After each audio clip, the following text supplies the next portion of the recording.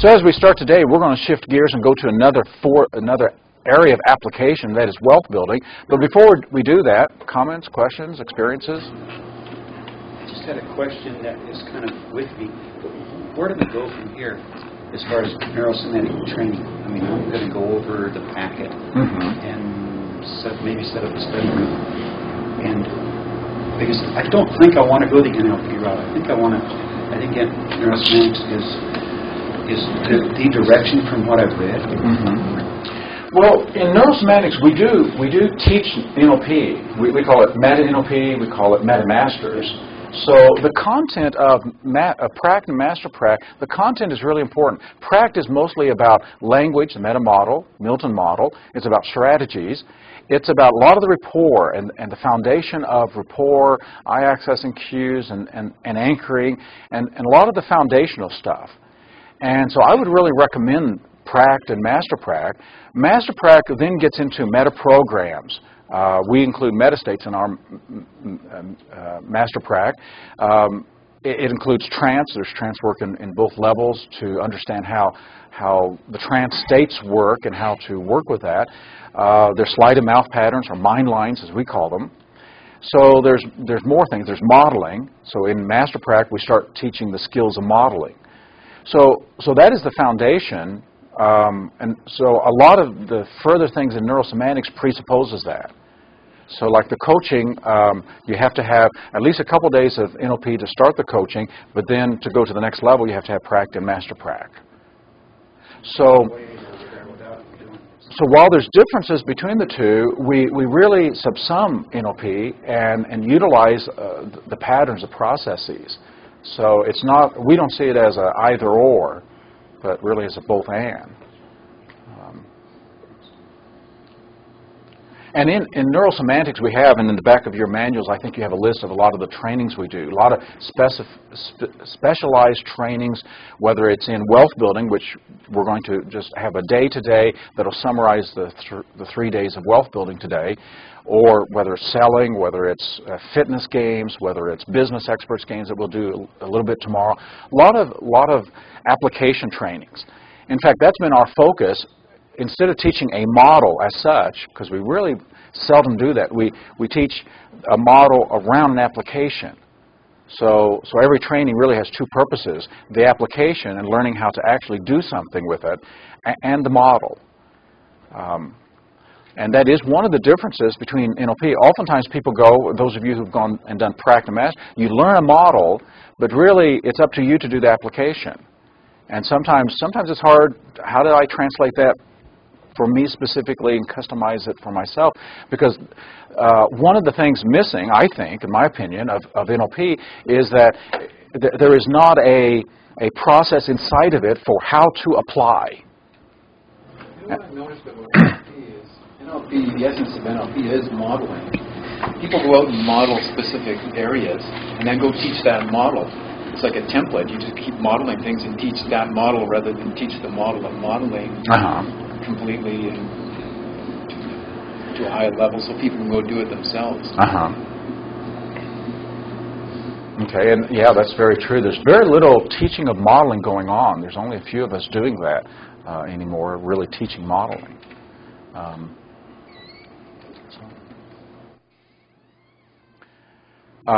Other comments, questions before we get started this morning? Well, I looked at the NLP and the Master's track as sort of an awakening of Richard to make me much more sensitive to people, and whether you remember all the processes and procedures is an awesome empathy that you can have in communicating with people. Okay. So that was a real payoff for me. Yeah. Those others, anybody else? Something that you took from PRACT or MasterPRACT that really stands out that you would use it, you would recommend it as? Well, I was going to go back to that comment you were making a second ago as far as the thing about NLP is not applying, you said not to apply how self, to apply self, or how to apply almost to anything. Because it's you learn Milton model, you learn meta model, you learn states, you learn accessing cues, and so how to apply it. I mean, where in NLP is there a process for how to apply? there's a lot of specific patterns. Let's do the swish pattern. Let's do the six-step reframing. Let's do this or that. But then the application comes later. So a lot of people know a lot about NLP, but they don't do it, and especially they don't do it on themselves. And to do it on yourself, that's reflexivity. And since reflexivity, to a great extent, there's very, very little in NLP on reflexivity. And if you don't have reflexivity, if you don't know how to apply back to self and really do it first, then you can be very incongruent and very skilled. So what we have are a lot of, my criticism of some of the field is we have a lot of people very skilled. They can do stuff to people, but then they don't do them to themselves, and they're not congruent, and so it calls in question the integrity of the model itself, I think. You're still eliciting what good stuff like, for example, Master Prac. I can say two things that are worth, one of them is worth it. Meta programs. Just learning all of the meta programs. So many of us know that people start by same, start by different, sort by self, sort by others.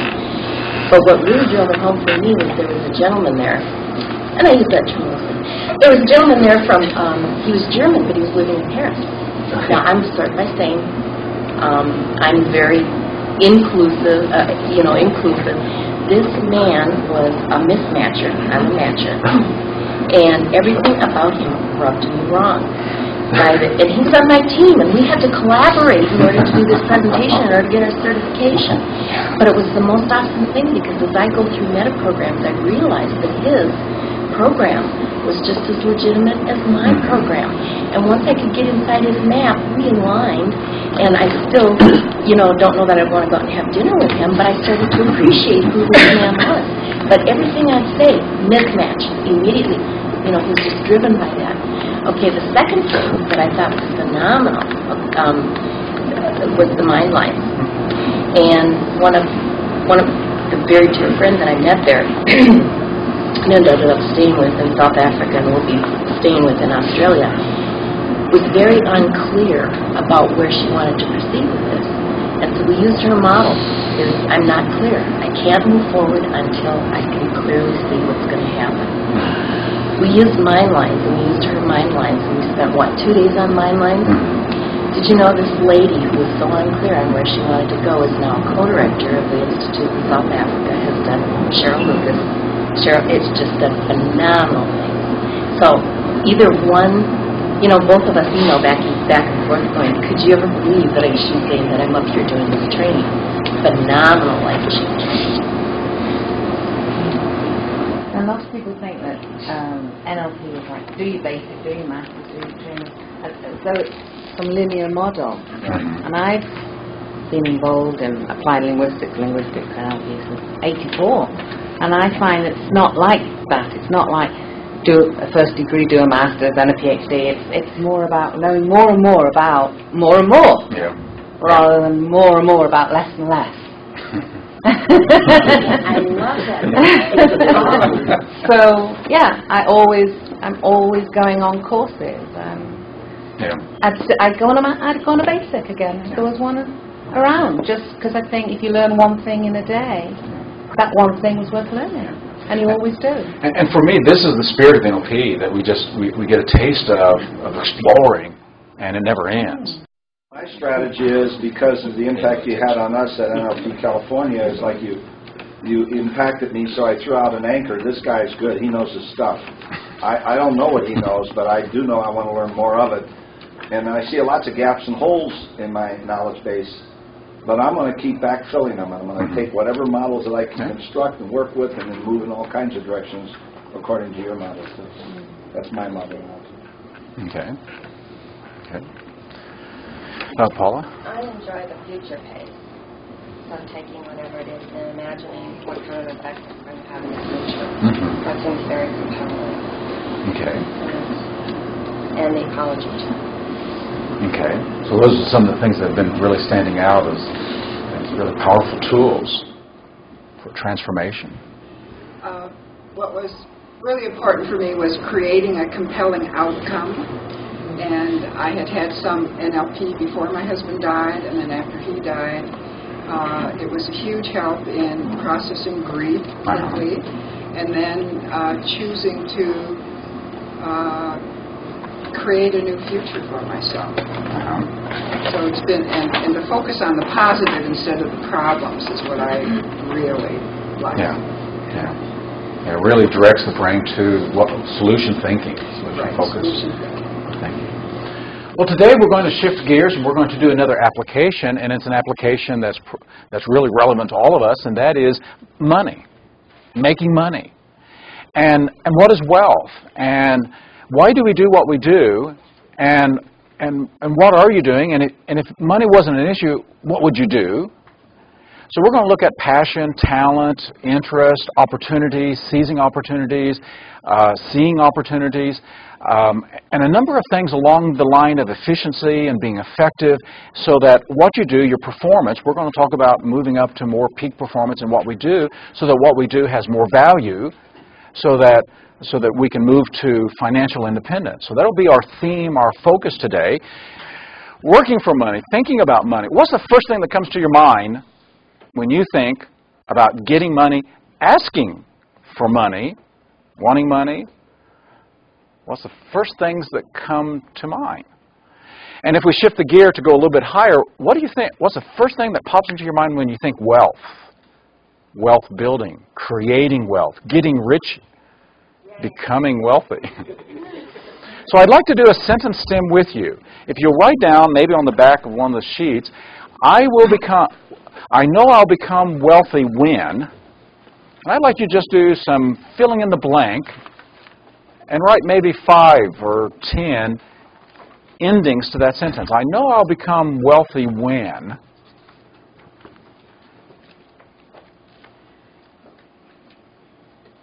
I know I'll become wealthy when. And the second stem is to become wealthy, I'd have to. So you have 2 sentence stems to fill in. I'll give you a couple minutes to fill that in. Because oftentimes just letting thoughts come, letting feelings come, letting just any kind of strange, weird thought ball pop into your mind, the first ones will be kind of at conscious level, and then there'll be some things in the back of the mind that'll come. So I know I'll be wealthy when, and to become wealthy, I'd have to. And so just write, just free flow. Don't worry about what you're writing. We're not going to look at it.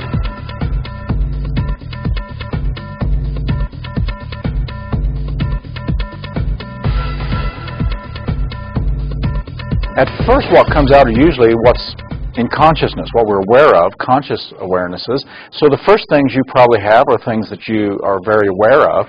And then it's like things start coming from the back of the mind, and sometimes this is a great way to detect frames and to detect what's really in the back that comes out.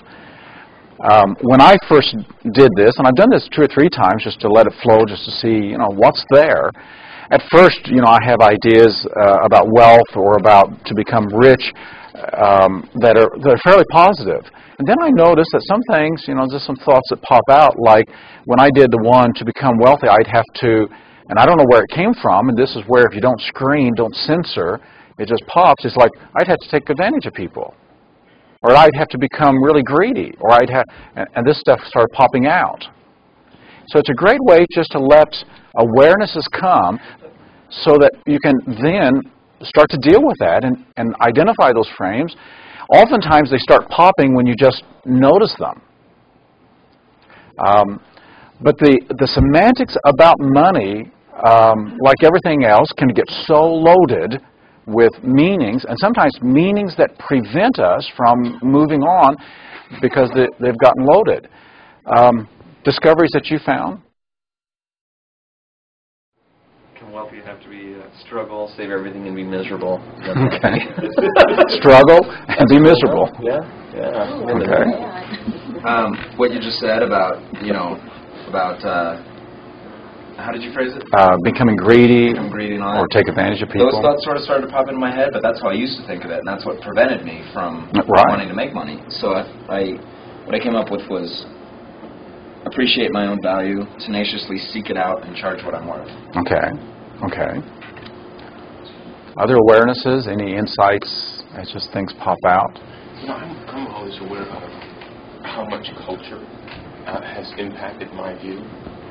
And, I'm not a child of the 60s, but I went to school 75 to 79, so there's sort of the reverberation of that.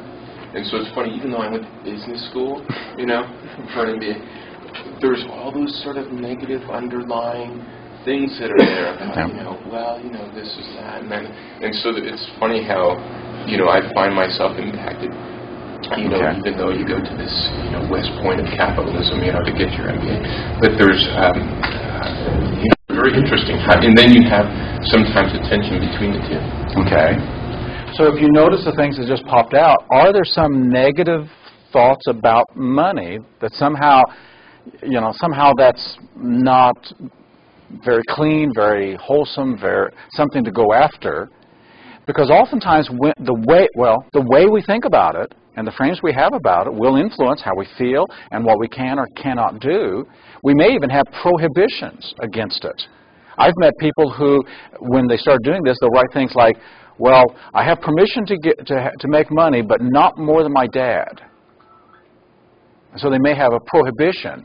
Somewhere they got this message: don't be more successful than me, because who do you think you are if you create more success in your life than father or mother or somebody in the family? And so the different ideas, and this is just a way of just letting it flow out so we can deal with it and recognize it.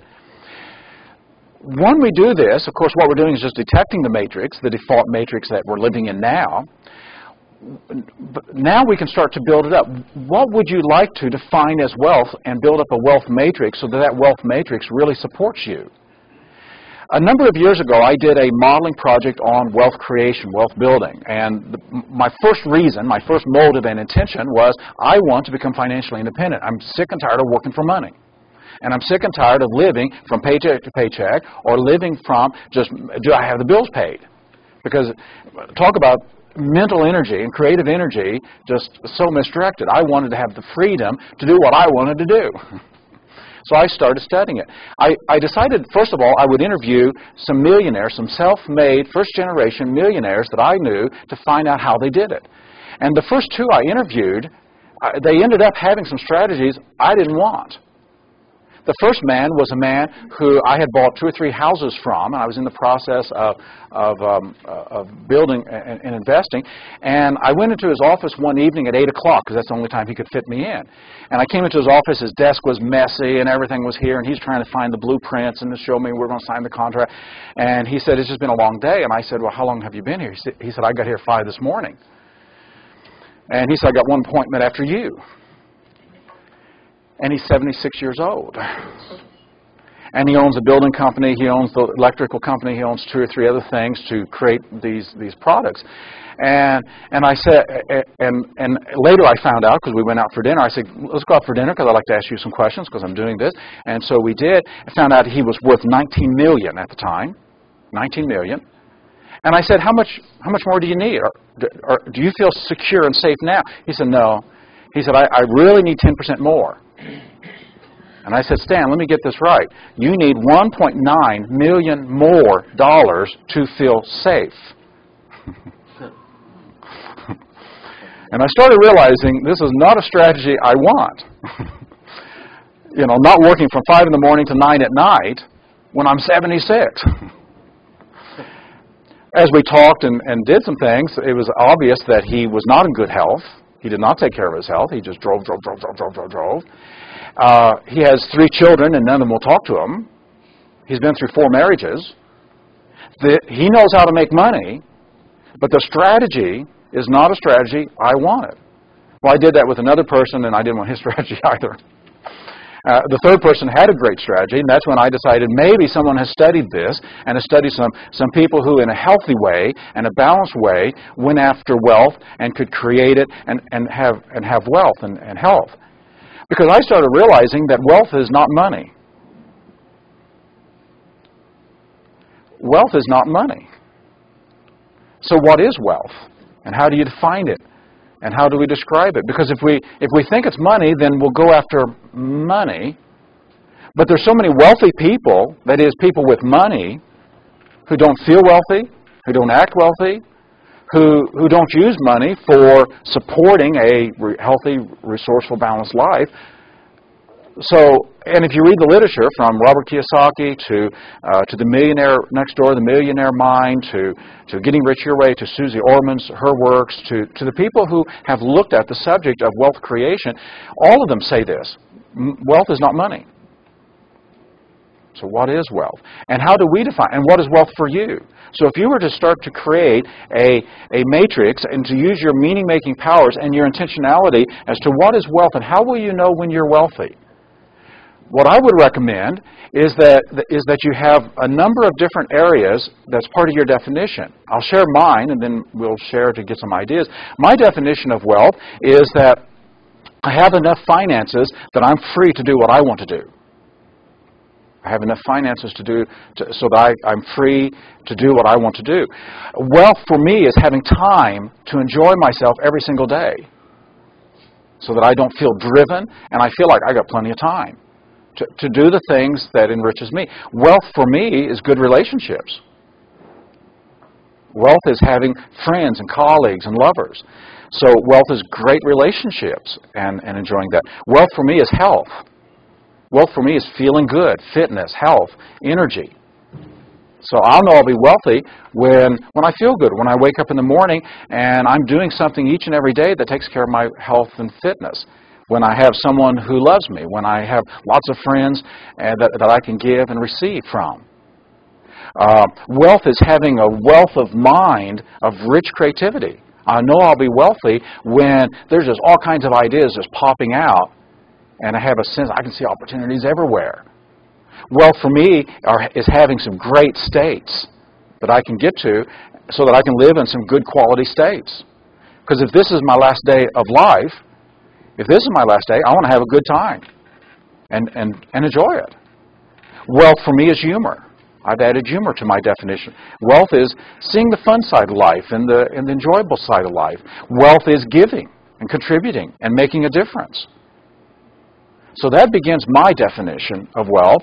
I'll know I'll be wealthy when some of that. And so it involves money, but that's just such a really minute part. That's just a scorecard of keeping score. Your thoughts, your contributions. I know I'll be wealthy when, or what's your definition that'll give you holistic wealth? Since wealth means wholeness and wellness. That's where the word comes from. You know, something neat about this process of questioning is you say, I know I'll be wealthy when, and then you make these positive statements. Like I said, when I can always rely on myself to provide for my family, and I realized I can't always rely on myself. And then the second thing I wrote down is I can do what I call the jet plane. I remember once in a business situation where it was not going well, and there was this feeling like it was going to crash. And as it got worse, I imagined myself in this jet, and it was coming down. I could feel the trees rubbing against the bottom of the jet. It came a little further down, and it started knocking off pieces of the wing. Came all the way down, and when it landed, skidded all the way down there. And then I was just sitting there, and I just reached over and hit the button. The cockpit went up, and I got out and walked off. Moved on to something else. Okay. Go with that. What a metaphor. Okay. Other comments, Rita? I like a lot of what you said, but one thing that came to mind for me is not getting stuck on the small stuff. Okay. Really I know I'll be wealthy when I'm not stuck on the small stuff. Okay. Excellent. Many people try to acquire wealth, which is external, so they're phonies. You want to be wealthy, be wealthy internally first. So I know I'll be wealthy when? Basically what you stated is a lot of the philosophies that I've adopted personally, internally. So something about beingness. Beingness, improving yourself, keeping what you have first before you try to go out and get the money. Okay. Managing what you have first for the quality of all of these goals. Okay. So we're beginning to move towards strategies of achieving the goals, but first you got to know what your frames are, which you beautifully described. Okay. I look at it like a process. You can just declare yourself already wealthy, and it's just on a continuum.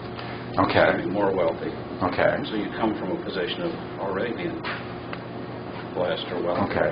So what Clint has mentioned, Richard has mentioned, we're going to focus on this today as talking about wealth being inside out, that it's internal and it comes out. Therefore, it comes from a sense of abundance. Because a lot of people are trying to get it on the outside to get to that place of abundance. But if we don't know how to integrate it and feel that inside-out wealth, then that's just going to be a treadmill, and you could have lots of money and still not feel very wealthy. Other things that you've added to it, I know I'll be wealthy when? Part of your definition of... Appreciate more fully what I have now. Okay. Okay, so I know I'll be wealthy when, as I start appreciating more and more what I do have now, letting that count. It wasn't until the fifth one for me, until there was a frame about money. But the first two were about time, because I believe that's all we really have, and the options of how to spend your time. So what did you write? And all that. It's essentially about freedom to have the options of how to spend your time. Okay, the freedom to have options of how to spend your time. Okay. And mine started out just saying, I'll know I'm wealthy when money's never an issue. Okay. And I have other people tell me what my financial status is, because I don't even know what I make money. Okay. So it's that much out of mind? It's not an issue. Right? Okay. I live exactly where I want to. I drive exactly what I want to. I give to any number of other organizations that I want to. I do each day exactly what I want to do and travel where I want to and stay where I want to. Okay. Money is not the issue. Okay. So this is a good example of what I think we can say that money is a means goal to an end. And as a means goal, it's a good goal. I want so much, or I need so much. It's a means goal, but it's not the end goal. We use money to do something, to experience something, to be able to accomplish something, to give something. So as a means goal, it's okay. As an ends goal, it's really miserable. Well, it is and it isn't. Okay. For me, I like making money. It's fun. It's a game, you know. Okay. Like, it doesn't matter how much I had, I'd still be doing what I'm doing, trying to make more. And it's not that I need to, but it's... You want to. It's a challenge. I mean, it's a big game. Okay. And it's kind of neat because not many people can do it well, and there's, you know. Okay. So the meanings we give to it, if it's just a game, if it's just a challenge, if it's a scorecard, if it's a means to an end, then money becomes, it's easier to play that game than when the whole purpose is to accumulate as much as you can. So when I started doing the wealth building study and modeling, and then I started reading biographies from Ted Turner to Ross Perot to Donald Trump, to just noticing the people who have been self-made, one-generation rich people, as well as just the literature of the field. There have been studies, longitudinal studies, that have followed people for 20, 30 years, and focus groups. They've called in people who have done focus group studies. So when I started reading that literature, I realized I don't need to interview anybody. Information is there. I just need to sort it. And when you read the literature in the field will give you all the principles. There are great books. I would really recommend anything Kiyosaki has written, anything that Stanley Thomas has written on The Millionaire Next Door, The Millionaire Mind. Great principles. Susie Orman. But none of these people will tell you how to do it. They'll just tell you, here's how the millionaire thinks. All right, well, how do I get it inside? And how do I customize it? How do I make it mine? And what are the meta programs? What are the actual beliefs? What's the decisions? What's the process for it? Shkreli Blotnick wrote a book started a study in 1960, wrote a book in 1980, Getting Rich Your Way. And he studied 1,700 people who said, I'm going to get rich, I'm going to get wealthy and financially independent. 1,700. He followed them for 20 years. After he did that study, he started studying women in leadership and wrote a couple books on that, just some excellent materials. But his first study was on the 1700. 83 of them became millionaires within a 10, 12-year period. 83 of them. 41 of them who became millionaires lost it. Became millionaires, lost it. Became millionaires, lost it. 41 of them. 42 of them became millionaires and kept it. And he divided wealth building into 2 stages. The first stage, he says, find your passion, give yourself to it, forget about money, get lost in that passion, and give yourself 10 years. And in 10 years, you will probably now need to start finding ways of investing.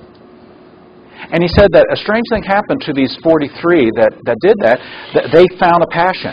And they gave themselves to it. And they got better and better and developed expertise. And he says most of them were surprised when about a decade later they kind of raised their head from what they were doing, their engagement, and realized there was so much money coming in, they had to find some way to invest it because there was so much coming in. He said many of the others tried to find ways of getting rich. And then some of them found some ways, and then they started finding, now what do I want to do with my life? And he said people who did it in that way it almost never worked. He said we started looking at what these 43 did. And he said they were running pawn shops, they were running fast food places, they were doing car wash places. And he says they were doing the most mundane things. He said the other 1,600 people that he followed, when they thought about that, they said, well, that's below me. I want to do something, rich and glamorous and sparkling. Whereas these, when he started interviewing them, they said, I love the deal in the pawn shops, or I love the customers. I love to see people happy, or I love to see what I'm doing. And so their attitude was, I am adding value. Their first skill was that of adding value. Their second skill, they knew how to do a business. So they had a second source of income. People were asking them, teach us. Not only could they do the content, but now they were being asked to share their expertise. And then they had to get investment and other kind of things. So in wealth building, one of the great principles, it seems to me, is finding your passion. Finding something that turns you on, that excites you, that delights you, that if you were going to do that day, you'd be waking up, you wouldn't need an alarm clock. Something that is passionate, that you feel, that puts a fire in your stomach. Find your passion, give yourself to it, walk through the discipline of that, give yourself 10 years. And then as you do that, that is the best strategy for wealth building. Blochnik also identified that some of the most devastating emotions and states for wealth building, the states you wouldn't want to be in, would be impatience, getting rich quick attitude. And there's been studies that people who have that attitude, get rich quick, what can I do quickly? I want to do it next month, I want to do it next year. They also tend to be the biggest suckers for the schemes. As well as they don't tend to pay the dues for developing a mastery to where they really have some skill. And as I've gone around, I've done the wealth building workshop in England and Europe and South Africa and Australia several times, here in this country. I'll be doing it in Moscow in September. As I've gone around the world doing that, every time we do it, we'll have 2 or 3 people coming in who want to find the secret that's going to get them wealth in 3 months. And they'll be the people that have the hardest time with it and will struggle with it. And I've checked up on some of them a year or 2 later, and they're still going to, they're still looking for that one magic bullet that's going to create wealth immediately. And what's in their mind, the meanings they have, they've got some story of some guy who happened to be in the right place at the right time, and suddenly it happened, and within 2 months they were multimillionaires, and that's their model of what they want to do. In looking at the lottery, we've got a book here in the state of Colorado because it was studied, the lottery winners, and that 4 years after winning multiple millions of dollars, 95% of the people who do that will be back to ground level. because they didn't have the discipline for budgeting, controlling, managing. They didn't have the strategy to handle the money. And so, Richard? I was going to share with you that I see this in college a lot. I don't have time for this crap. I want a shortcut, quickie seminar, quickie degree. The answer is very simple. Become an expert. If you plan to live to age 100, master what you do. Don't take shortcuts. No quickie degrees, no wrong degrees. And find out who the experts are and follow them, just like I'm doing here. And you're going to make it. So part of the wealth matrix involves persistence, seeing opportunities, loving what you do. Now there's a book, and I'm not impressed with the book, Love What You Do and the Money Will Follow. And the principle is almost true. Because not only do you got to love what you do, but you got to do what Richard had just mentioned, having some expertise and learning and studying it and giving yourself to it, and then the money will follow. And there's something else we have to add to that. What you have to add has to have market value. So you can love what you do, but if nobody wants it, if what you're doing is not adding value. So as we come back, one of the central principles here, and this is a paradox, like there's so many paradoxes, so many things, the way to make money is to think about what you can give. The best attitude is to take on the attitude of what can I give, what can I contribute, and have that attitude, I am looking for how to add so much more value. So that what if wealth is value? What if wealth is valuable ideas? Would you pay for valuable ideas? What if wealth is valuable emotions and states? Would you pay for that? What if wealth is valuable experiences? What if wealth is value, and if I value myself and value my ideas and value the market, value other people, value adding, what if wealth is really valued ideas, emotions, experiences that makes people's lives richer? What if it's value, and giving value, then people will pay for that?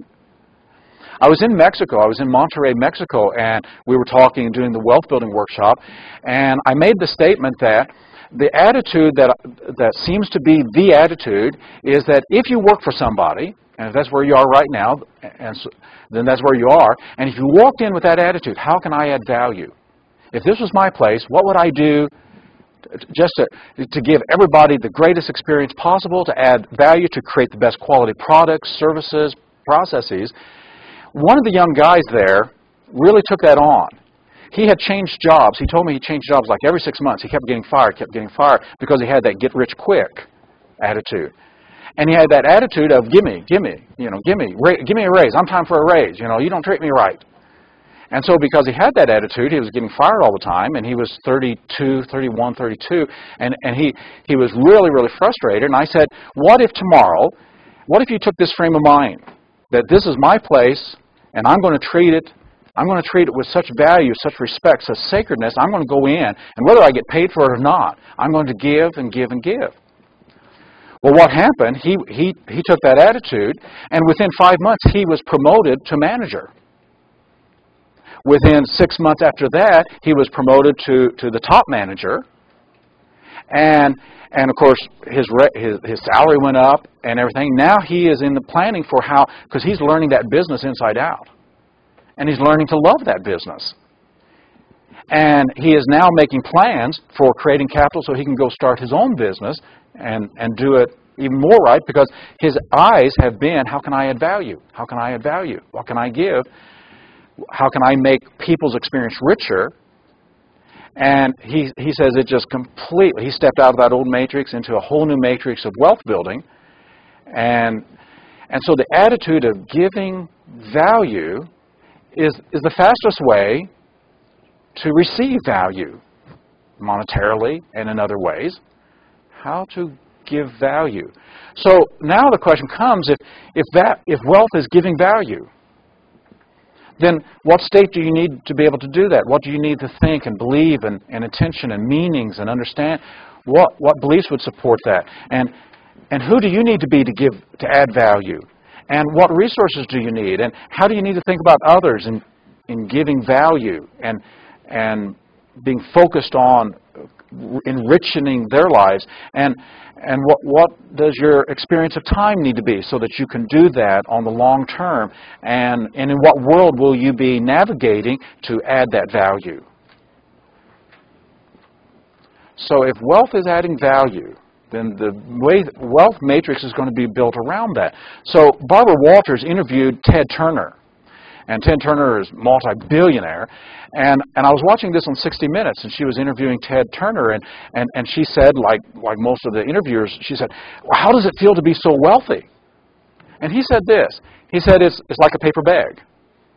Everybody wants a paper sack. Everybody thinks this paper sack is the answer of life. He said, but when you reach in the paper sack, it's empty. And then she said, and that was his metaphor, and she said, well, what does that mean? He said, it's not about money. She said, then what it's about? He said, changing the world. So in wealth building, what's your intention? Why are you doing it? Because if it is about money, if it's about you, then it'll tend to implode.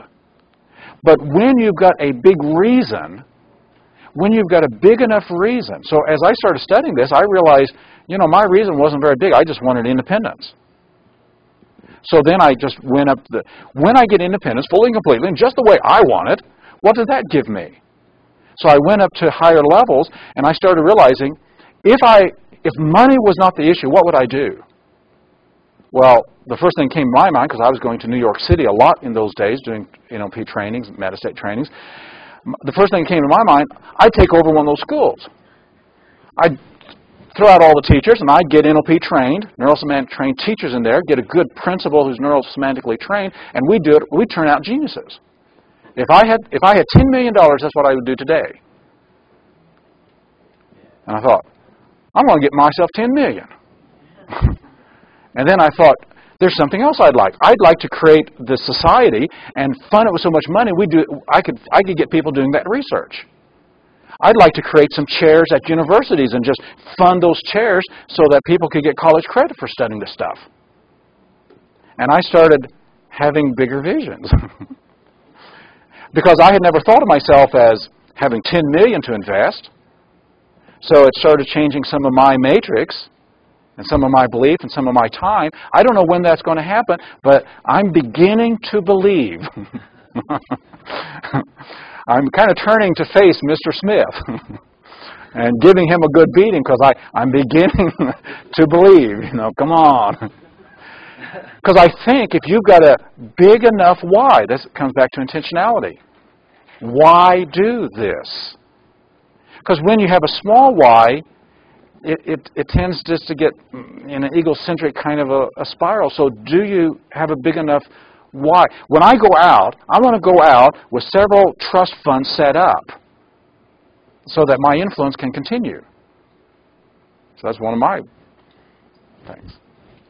I was in one of the restaurants one day, and I saw this young person just really doing a good job. And before I left, I called him back in the office, and I said, "Let me ask you something." I said, "You were really doing a good job, and I could see that other people were standing around and saying, well, that's not my job. I'm not washing those dishes or whatever." But he was just jumping in and doing everything. And I asked him, I said, "Now, are you doing that so you can get a pat on the back or a raise? Or are you doing that because that's who you are?" And of course, the way I asked that question, he was smart enough to realize the right answer would be, that's who I am. And I told him, I said, well, if you stay that way, then you'll be the luckiest man in the world, because luck is just when opportunity meets preparedness. Because a lot of times luck comes down the road, he looks at that guy standing there saying, that's not my job, and luck says, well, let's just keep on. Opportunity says, let's just keep on going. But when it sees you, then it'll come your way. Yeah. The story of the young man in Mexico that I was talking about, he made himself so indispensable. And that was one of his goals. I'm going to make myself so indispensable, they wouldn't dare fire me. They wouldn't dare let me go. I'm so indispensable. I add so much value. And it enriches this business so much that all they can do is just put me at a higher level. I'm going to make myself into... That was his intention. So if this is the foundation of some of the principles of how wealth creation occurs, then the next thing is not only your passion, but your talent. Because you may be excited about something, but do you have the talent? And if you have the talent, is it developed? Are you skilled at it yet? So everybody knows the SWOT analysis. SWOT analysis. SWOT analysis is when you do an analysis of your strengths and your weaknesses. What are your strengths? What are your weaknesses? What are your opportunities and what are your threats? And I'd like you to just make a little thing on a blank sheet of paper and to write down several strengths that you have, several weaknesses you have, some of the opportunities before you right now, some of the threats, some of the things that would threaten you to make that happen. Because in a minute, I'd like us to get into our groups. Maybe we'll do groups of 3. That'll go a little quicker today. We'll get in groups because I'd like you to share with some others your strengths. Because I think there's something valuable in saying to somebody out loud and looking at them in the eye and say, my strength is, some of my talents are, some of my strengths are this and this and this. Here's some of my weaknesses. Here's some of the weaknesses I'll need to do something about so that my weaknesses won't undermine me or sabotage me. Here's some of my weaknesses. Here's some of the opportunities. Here's some of the threats. Here's some things I've got to deal with, some constraints. A SWOT analysis helps us to look at, what do we have, what cards do we have to play? Because oftentimes some people try to go after wealth creation and they're trying to do it on talents they don't have or skills that they have not developed yet, or they're not dealing with their weaknesses. So they may be able to make it, but they can't keep it. So their weakness might be the ability to budget or to plan or to save or to be frugal or something. So as you identify at least 3 things in each category, we'll give you a little moment to do some writing now. You might want to take a whole page and just make these columns. Threats. Things that hold you back. Things that undermine you. Things that are dangerous to you right now. Opportunities, weaknesses, and strengths. And so you may want to just take a whole page, a whole blank page, and just write some of these. How many have done a SWOT analysis before? So a couple of you have. It's a nice tool for looking at that. Dennis Brideau in England has, in his newest book on mentoring, which is an excellent book, in the back of it he's got the SWOT analysis and he's got meta-SWOT analysis. Dennis is one of our neurosemantic trainers, NLP trainers, and he's got so he's taken the matrix to do a meta-analysis on the meta-SWOT. What's his book? It's called Mentoring and Coaching. It's brand new. It just came out from Crown House last month. What's his name again? Dennis Brideau, Brideux, Dennis, and Patrick Marvelet. So let me give you a couple minutes to do that, and then we're going to just get in groups of 3 to share that. And in sharing that, I'd like you to do this. When Harrison is sharing his strengths, his weaknesses, his opportunities, his strengths, I would like the others of you to confirm or to validate and to say, here's another strength I see in you. Here's another talent I see, another potential I see in you. Because oftentimes, just as in the cartoon earlier, sometimes hearing it from someone else is really a valuable tool. Can you elaborate just a little bit on the difference between weaknesses and strengths? Weakness would be if I'm weak in detailing things out. If I'm weak in organizing things, if I'm weak in being efficient in getting things done, wasting time. So weakness and it's usually some strength overdone. But so strengths and weaknesses tend to correspond. My strength is also my weakness. My strength is also my weakness. I'm starting to write this down here. Yeah, my strength is also my weakness. That is true so often. So if you're very assertive, you can also be intruding and invading people and not, giving them time to and listening. So your strength can be the backside of that. So weaknesses that seems to undermine your strength, undermine your skills and talents. What are your talents? What are some of your best talents? What wakes you up in the morning? What are some of the opportunities? That may be a little challenging as you look around to see what opportunity could I have? What opportunities are around there? And sometimes the opportunity will be corresponding to the weakness too. It'll be the very thing that is a problem or a need is actually an opportunity. This morning as we came in, Paul and I were talking about all the viruses and all the spam on the internet, and her comment to me was, this is opening up so many new businesses to deal with this. So the very problem is also an opportunity for those who have eyes and talents to deal with that, and then threats. We'll give you just a moment. Threats. Threats would be anything dangerous, anything that is. It's more external. Weakness is more internal, and this is more external. Things in your environment.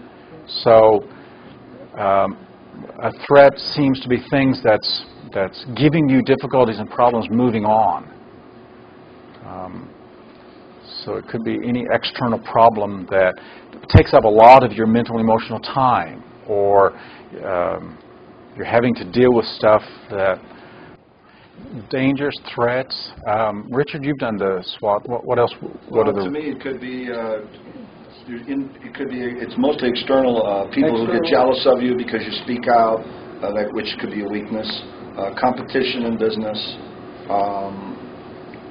Circumstances of finance, maybe not having the finances do it, maybe threatening a bankrupt. Could be time. It's a threat to you. It's a threat to. Scott, you've done this. What else for threats?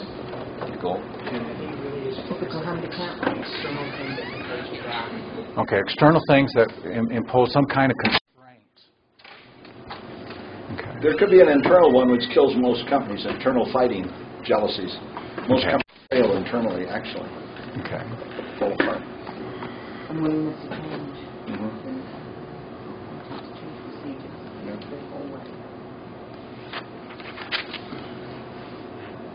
So some of you are still writing, but let's go ahead and get into group 4.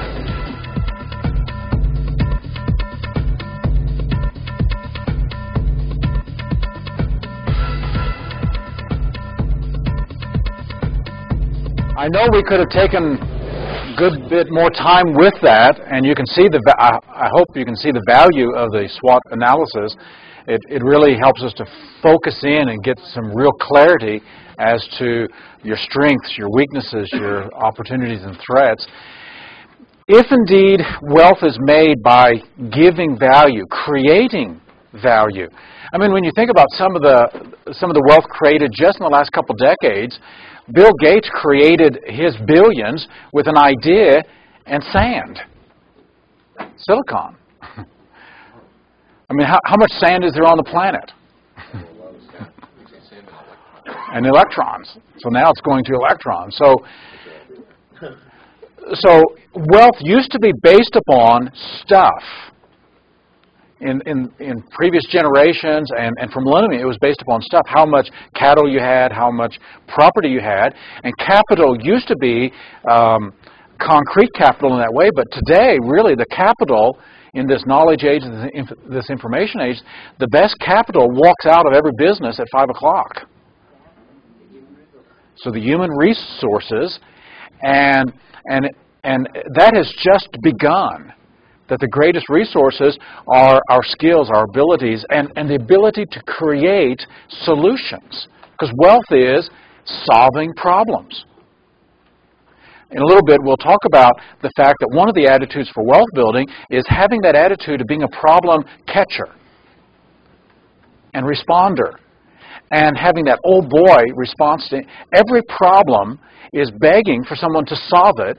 The one who can solve it with ideas, with products, with services, the one who can solve it is going to create wealth because they're adding value.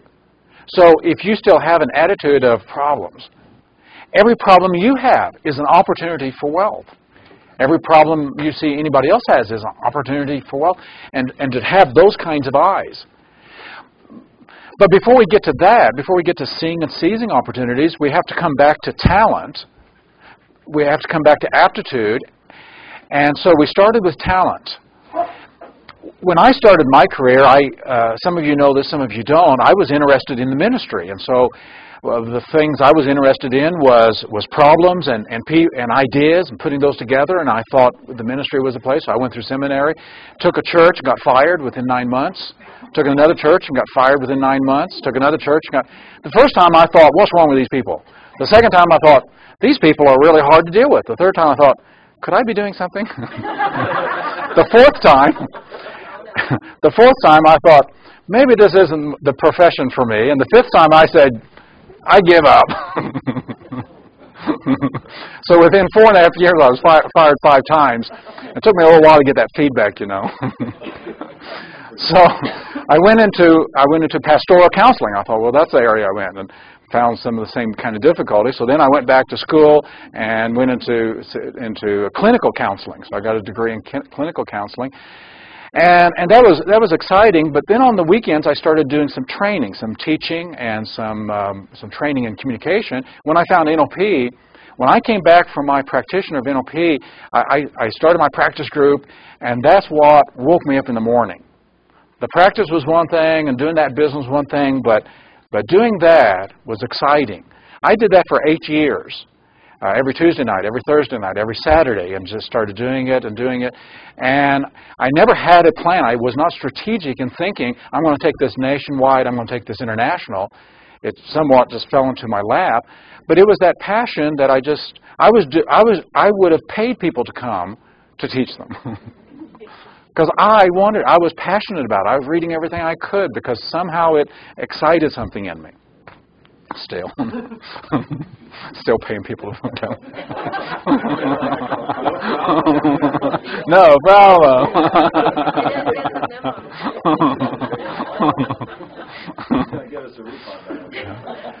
And when I first started being called to travel around the United States, I'd go in for $100 a day to do training, you know, because I was hungry. I wanted to do it. I wanted every opportunity I could possibly do it. And partly because I knew the skills would get better, and I'd meet more people, and I would network. And so then I started applying it to investment properties. And I got a hold of an investment property. I happened onto it. And when the people who were in there turned out to just be tearing up the place, I started to think, I thought, I can read people better than that. Why couldn't I read? So they got out, and I got somebody else in, and they messed it up. And finally, about the fourth people that got into that house that I had burned it down. I came home from a holiday one time, 2 weeks, and they hadn't paid the rent, so I came over there, and the house was burnt down. Lucky I had insurance, so they rebuilt the thing. But they burned it down. And I decided then, I am going to figure out how to read people. That's my passion. And so since then, up until this year, I had not had a person move out of the house in 5 years. Because they'd move in, they'd make it so much theirs, they'd say, can we buy it? Well, I don't know. So they'd end up buying it, and I would buy another 1 or 2, and just kept exchanging. Got up to 11 properties. And so the fun was not so much the money of it, money working for you when you're sound asleep, which I really like, but it was the idea of working with people. And one of my goals in it is to provide top quality homes for rent to people who are in the process, who maybe have had bad luck or process, but who want to become a homeowner. And so I keep it below market value, and they turn it into their own home, and they're responsible. So the meta program of responsible, under-responsible, irresponsible came out of me looking for how can I detect responsibility? Because I want responsible people in there. Because I don't want to be going fixing the toilets. I want people who will do that themselves. And that's who I have found for the most part. And so the talent, what is the talent? What is the interest? What is the passion? What drives you? Out of what could you then create multiple streams of income? Because that's going to be another secret of income, that when you do something and you do something well, you can make money from it directly, indirectly, and have multiple ways of doing that. I started the book company, Neurosemantic Publications, because Crown House said, you're sending me too many manuscripts, and they couldn't publish more than 2 books a year. So I said, well, I want to publish more than 2 books a year. And so I finally started a publishing company.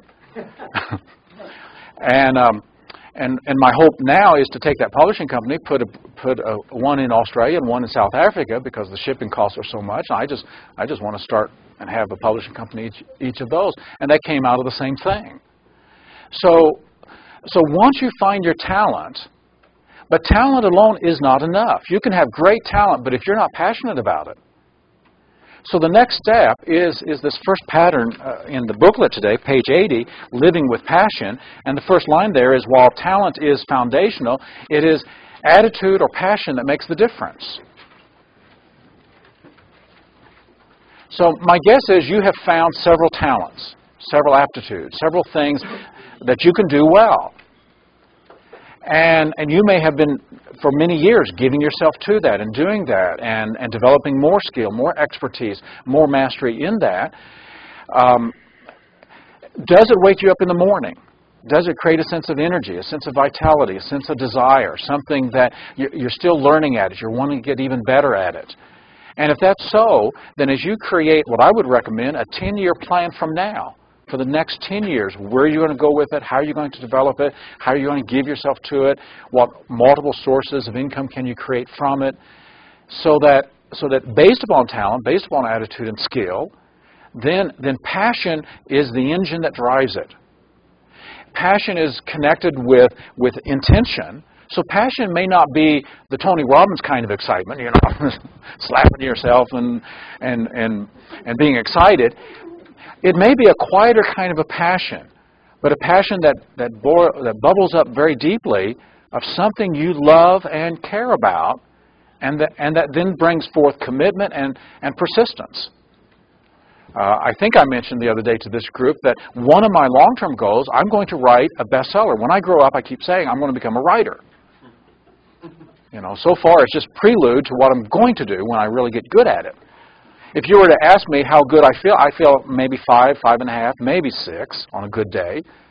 But I am committed. I'm going to get better. I'm going to get it up to 7 in a year or so, 8, 9. That's one of the things I want to do.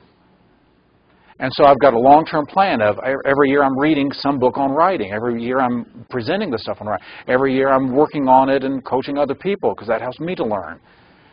And so I've got a plan. And so as we identify what can you do and what can you get better at and what commitment, and do you have the passion that will drive that? So passion. So what I want to do now is to shift gears to bringing passion to your talent, to your skill, to whatever it is. And maybe the way to gauge that, the systems check, as you step back from it, does it wake you up in the morning?